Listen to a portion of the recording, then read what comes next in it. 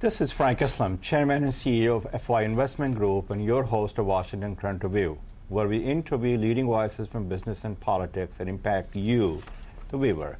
Today, our guest is Aziz Haniff.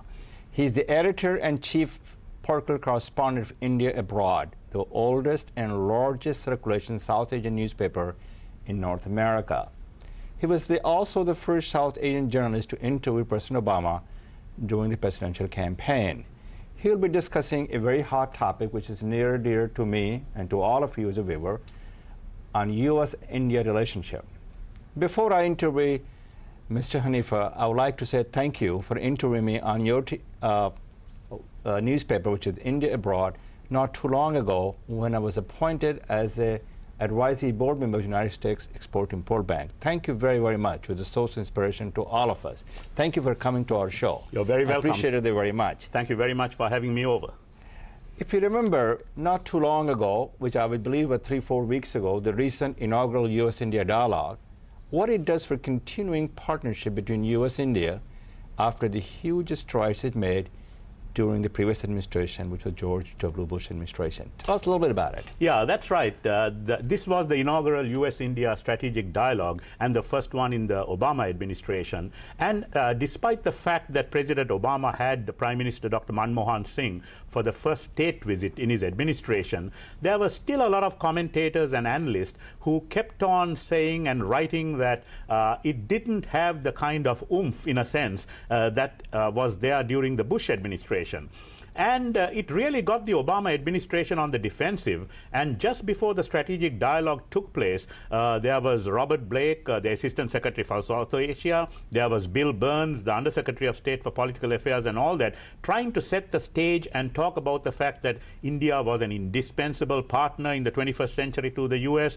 India was very important. It was a defining moment in terms of U.S.-India ties. And then, of course, when the strategic dialogue took place, in a very rare gesture, when Secretary of State Hillary Clinton had a reception for the visiting delegation that was led by External Affairs Minister S.M. Krishna, there was President Obama, who drove down to the State Department, in fact, for a reception, and then once again delivered remarks and met with some of the delegation members and even the Indian American community and other officials who were there, and reinforced and reiterated his commitment towards the U.S.-India partnership.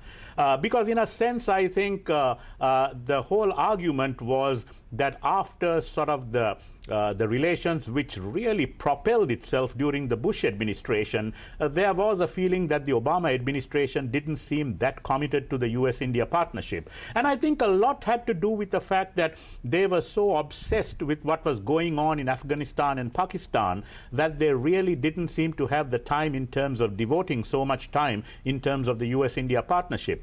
But let me say that this partnership, I think, is now on solid grounds in the sense that it's irreversible. There are definitely going to be some irritants, definitely, as there are between any partner or any country or even some of the closest allies. But they should be able to resolve it. But I think that they can be resolved. There are a lot of areas the United States can work as a global partner in the areas of manufacturing, education, environment, energy, infrastructure. So from this meeting that occurred not too long ago, which I think it was 3 weeks ago, what was the outcome of that meetings in terms of what areas they're going to be collaborating? Are they going to be collaborating in all the areas that I mentioned to you? Yes. In fact, it's very interesting. Even though they call this the U.S.-India strategic dialogue, like Robert Blake told me, they were really looking at it from sort of a 30-foot down view, a sort of aerial view.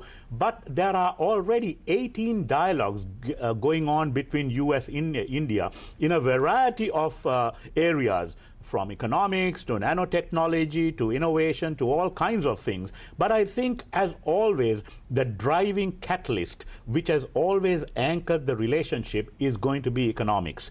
Because India did not suffer as badly did the West in terms of the recession and the whole malaise that took place after the banking crisis. And India, we all know, offers this huge consumer market for U.S. exports. Especially Middle class. Absolutely. So that's definitely going to be the driving force. But there are a couple of things which India has to do, and the ball is squarely in India's courts, because two of the areas they are talking to is really the consummation and the implementation of the US-India nuclear deal. So they've got to get that liability nuclear legislation approved. And now, of course, after the whole verdict on Bhopal, that has come up for a whole heap of review, because essentially what they are saying is, how can you justify caps?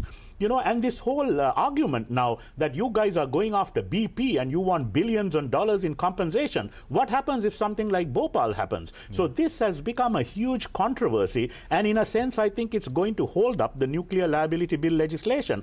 And the corporates here, the US business, is getting rather peeved, because these guys work their tail off in terms of pushing this through Congress. So I think this is where this has to happen. And of course, the US guys keep on saying that Indian Prime Minister Manmohan Singh and a whole heap of others have assured them that this is going to happen, but then it's politics back in India, and a whole heap of domestic politics has begun after the whole Bhopal verdict. Great. Thank you for your candid conversation. You mentioned about the irritants. What are still the areas between the U.S. and India that could be cause of irritation and create possible some tensions? An interesting irritant is going to be in the whole strategic dialogue, and in terms of the whole real politics, the whole issue of Iran. US has led the way in terms of sanctions against Iran, and they really want to isolate Iran because of Iran's alleged clandestine nuclear weapons program. India has said that they are not for punitive sanctions and that they would rather have the dialogue taking place. But of course, India has always voted with the UN Security Council and also with the International Atomic Energy Agency when sanctions had to be imposed on Iran because they were in violation of the Nuclear Non-Proliferation Treaty.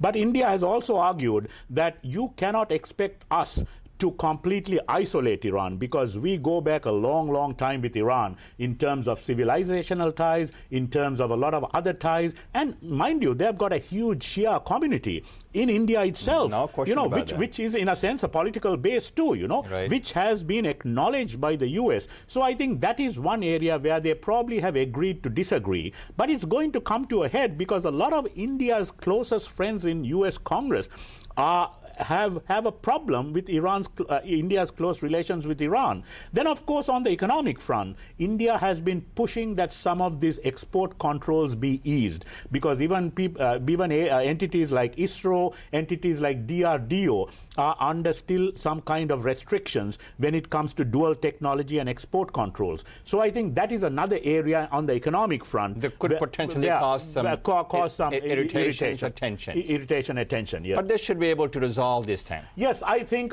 both sides have agreed that we've got to move the relationship forward. Yeah, they have to work together for shared goals. Absolutely, and there is a very like I always argue, there are never permanent friends or permanent enemies. You all only get permanent interests, and there are a lot of permanent interests involved here. And I think the US is probably going to move, and India is also going to move closer. And I think that there is a huge amount of potential that this partnership will definitely move forward. Let's talk about a topic which is near dear to you and me, about the Indian American community. They're a source of inspiration. They're a model as an immigrant to our nation. They have contributed a lot to our nation. In 25 years of reporting, both on the diplomatic front and the political front, and on the Indian American community, how has the community grown politically and otherwise? I think the growth has been just immense. I have been covering the community, like you said, for 25 years, and I've seen the way they have got politically astute, politically sophisticated, and how they have got involved and empowered themselves. And I think in a lot of ways, I think they have been very astute in terms of using the template that was used by the Jewish American community. So in that sense, they have not really reinvented the wheel. There was no need to reinvent the wheel.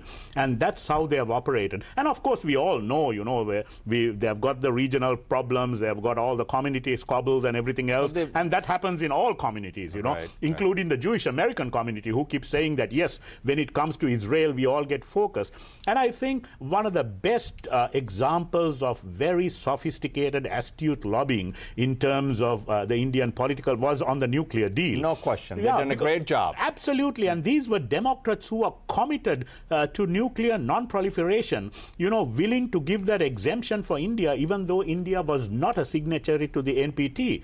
And in terms of young Indian Americans getting politically involved. We've got, of course, Kumar Barve, who's been, House Majority Leader in Maryland for many, many years. But we've also got some superb candidates this year itself, Manan Trivedi, who won the primary in Pennsylvania. And Raj Goel in Kansas. And Raj Goel in Kansas, even though Raj Goel is running in a very, very conservative state. Kansas. Yes, yeah. And of course, a lot of guys now wonder, are they going to embrace Obama and the Obama doctrine and everything else? But I think we've got some great candidates. And of course, on the Republican side, we've got Nikki Haley out in South Carolina. She will be the next governor. She's going to be the next governor, and going to be the second Indian American governor after Bobby Jindal.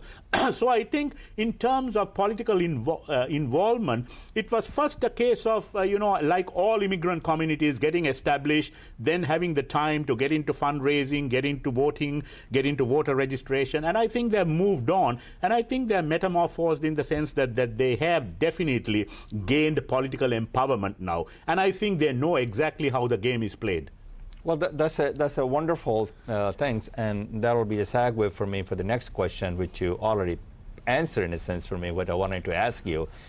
Their chances looks good for the people who are running for the Congress. I'm talking about the Indian American, the governor's race. As you mentioned, Raj Goel, you mentioned Trivedi, you mentioned Nikki Haley. There are some others as well. Yes. What are their chances are, and what impact they're making on the Indian American community on America in the terms of the political process? Yes, Nikki Haley, I think the fact that she just missed by a percentage point, but she's definitely going to be the next governor because it's after all a Republican conservative state. on the Democratic side and on the congressional side, Manan Trivedi, of course, just won by a whisker. He won the primary. He's a doctor. He's a Iraqi veteran.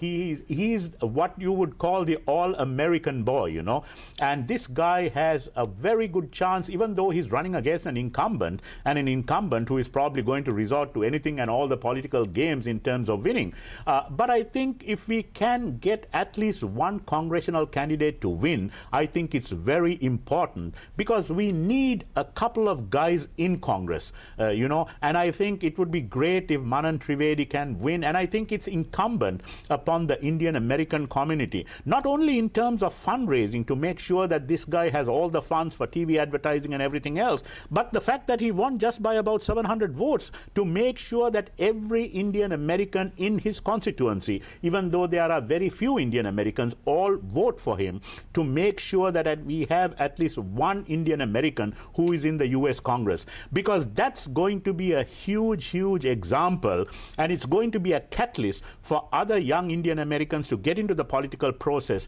and make a very aggressive run for Congress, and perhaps then move on to winning a Senate seat and move on to winning more governorships. Sounds like you got a big game plan over here for these. Well, I've been covering the scene for so long, and I think it's for 25 years. For 25 years. So are you burned out? No, like everyone else is? No, I'm not burned out. I just love the job. I just love doing it every day. A lot of guys ask me, "Boy, you've been doing it for 25 years." But I think one of the things that I enjoy most about it, because my portfolio is with India Abroad, is very, very versatile. I cover community, I cover politics, I cover diplomatic functions. So it's very versatile, and I think that helps me from getting burned out and really enjoying going to work every day. Isn't that wonderful? You mentioned about Jewish American community, and we took a page from Indian Americans, took a page from the Jewish, powerful Jewish lobby. Yeah. Are we doing pretty good? I think we are doing pretty good because I think the Indian American community had a lot of advantages. When the Jews came to this country, a lot of them came as refugees. And I think one of the things they did was they said never again. When they meant never again, they never again wanted anything like the Holocaust to happen to them. And they said the only way to do is to do well in terms of the economy, in terms of education, in terms of media. And today they have done so well in Hollywood, in terms of education, and in terms of economy on Wall Street. But the Indian Americans, a lot of the first immigrants who came were this educated elite. So they came with a lot of professional qualifications. They came with a lot of credentials. So in that sense, there was an advantage for that first wave of immigrants to really establish themselves. and establish a brand. You know, it's such a brand, you know, when you talk of Indian American doctors, when you talk of Indian American academics, scientists, engineers, you know, Silicon Valley, etc. So you started off propelling yourself with such an advantage that you could move like the Jewish American community using that template, but move much, much faster than they did. Well, you did a great job in explaining the difference between when the Jewish American community, our Jewish one, landed to our land, and how the immigrant Indian American came here. They were professional, they were dedicated, they were devoted, yeah, and they were determined to succeed. And I think you've done a great job in explaining the difference between the two communities. But both communities are prospering in this country, and I believe that your job, your work, which you're doing, is wonderful, and we appreciate that very much, and thank you very much for coming to our show. You're very welcome. Thank you very much for inviting me. Thank you, Frank. Thank you. That is our show. Until next time, this is Frank Islam of FY Investment Group wishing you a great week. Thank you very much for watching our show.